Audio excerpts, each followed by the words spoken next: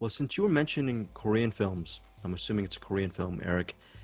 I I have think a so. Korean film. I rarely watch Korean cinema. I should because I love visualists and there's a lot of visual filmmakers in Korean cinema. And Bruce and Eric, you guys are horror thriller fans, and Hmm. so same here. I should be watching more Korean films. I received a screener link last week on this film called House of Hummingbird, directed by Bora Kim. House of Hummingbird. It's opening nationwide in virtual cinemas on Friday, June 26th. So Friday, June 26th, it's opening in virtual cinemas. Now, it's a pretty standard plot. Okay, it's set in 1994, and it centers on this 14-year-old girl named, I'm not going to try to pronounce a lot of Korean names. It's spelled Eun-Hee. So I'm just going to pronounce her name Uni. So she's 14 years old. She lives in, I guess, in a big tenement, in a big apartment building. The opening shot, I think, is you see her trying to get into her home, which is, and when she goes inside the door, I think the camera pulls back and you see it's just one of many units in this big apartment complex. And when you pull back, it's right. I'm assuming it's the city of Seoul, or it's just one of many millions and millions of stories in the big city. So it's one of those stories, and it's 2 hours and I believe 38 minutes. Wow. The story of a 14-year-old girl, and you're thinking, how am I going to sit through a movie about a teenager for over 2 hours? And I look, I said this to Anderson when we were talking on the pod. I remember crying a lot during Gleason, that documentary from several years ago. I'm Hmm. sure you guys have seen Gleason. Oh But yeah. crying, I don't think a movie has made me cry. I wasn't crying buckets, but I was definitely tearing up throughout the entire movie of House of Hummingbird. Now, what it does well is it really gives you an up close and personal look at her struggles. First of all, her family, they love each other, but they're not perfect. They're she has an abusive brother. Her parents work at a rice patty, like no, like a rice cake shop, Hmm. and they work so hard that when they come home, they really neglect the kids.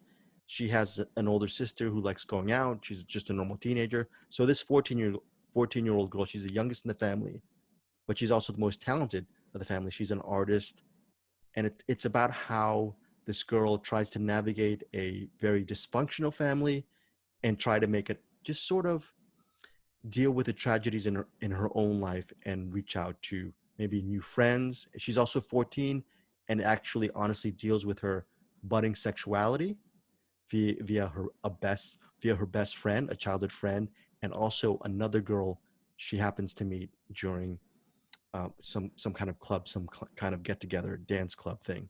So it really the director, she really focuses in on their lives without making it so sentimental and sappy. It's just like a great character study that doesn't have all the violence, doesn't have all the action. There's not quick cutting. There's not a lot of those kind of flourishes. Absolutely zero. But if you're really into a moving and emotional and resonant human drama, and the way they ended up, it's actually centers on a part of the movie. This is not a spoiler because this is part of the plot synopsis. In 1994, there was a bridge I forgot the name of the bridge, but there was a bridge that collapsed. Let me see, looking here. Yeah, I don't know the name of the bridge, but the bridge collapsed and it killed, I don't know, maybe 20, 27 people. And so it centers on that a little bit too, but that's just one of the elements within a big, it's pretty much an epic story. House of Hummingbird is a epic family story. And I know I'm not selling it, but it's really an intimate coming of age drama. I absolutely loved it.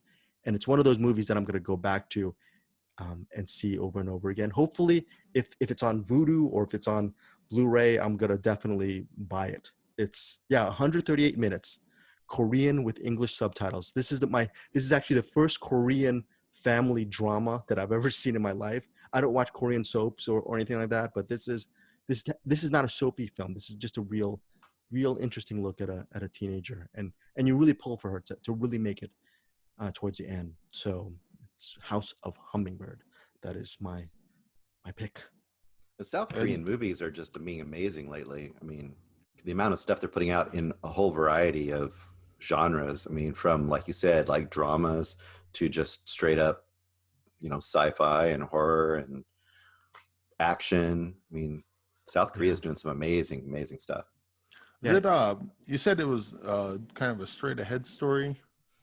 Yeah. Yeah. Like, It's because a lot of Korean movies, especially just Asian cinema in general, they'll have the genre that they do.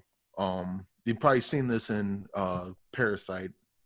But they have the genre, but then they always go in weird directions, but the weird directions kind of actually track with the genre that they're in.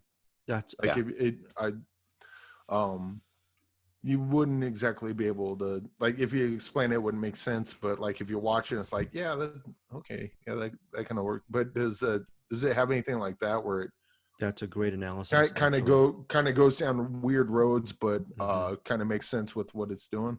Okay, no, that's a great point. I didn't know that about Korean cinema, and that's cool that you mentioned that because this movie does go down a really interesting road. She befriends her calligraphy teacher, and you think the normal trope would be this teacher is older, she's going to give a lot of wisdom to Uni, that 14-year-old girl, and they're going to bond, and she's going to learn a lot from her teacher. It's one of those things that we've seen this story a million times before, but the way it's handled in the movie, it's handled in a very grown-up manner, and it's very true to life, and they actually spend a lot of time in that relationship, and you're wondering, wow, they I can't believe that this movie, you think it's going one way, but it goes, to your point, Eric, it goes off a completely different direction. It becomes something else, and you think it's weird, but then ultimately within the big framework of that painting, it absolutely makes sense. So yeah, no, I that's so cool. That's maybe, and that's why maybe there's a lot of these Korean films are so long, because they give a lot of time for the story to breathe and to evolve, rather than it being like, well, like you said, well, this is probably not a straight ahead story. It's a straight ahead story in the sense that it's a family drama, like the trope, Yeah. but like you said, within Korean cinema, it expands the genre, which is, yeah, totally. Yeah. Sweet. I need to watch more of those films. And Yeah, you do. yeah, I Yeah, do. there's some I'll give you a list.